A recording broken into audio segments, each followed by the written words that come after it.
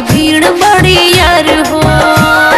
ए जी सुनी ना रघु चली माई के सजल पंडाल हो, भगतन के भीड़ बड़ी यार हो। माई जगदम्बा के दर्शन करा दी, चली ना माई दरबार हो, वो देखी आ गईल नामी। चली ना माई दरबार हो, वो देखी आ गईल नामी।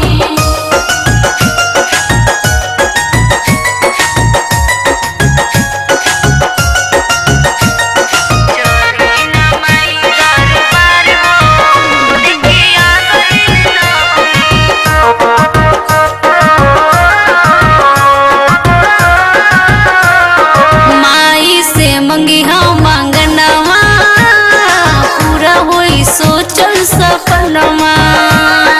सुन ली अभी चलही के बाद माई से मंगी हम मांगनवा, पूरा होई सोचल सपनवा।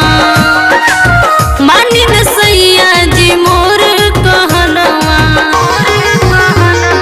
माई के महिमा महान हो, देखी आ गईल नामी। चली ना माई दरबार हो, देखी आ गईल नामी।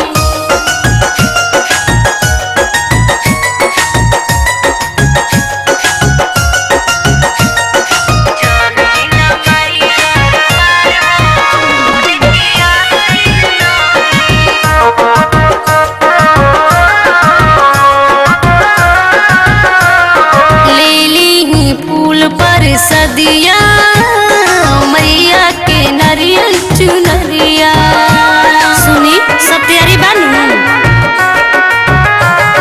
ले ली फूल पर सदिया, मैया के नरियल चुनरिया। प्रिय प्रियंका गई है माई भजनिया,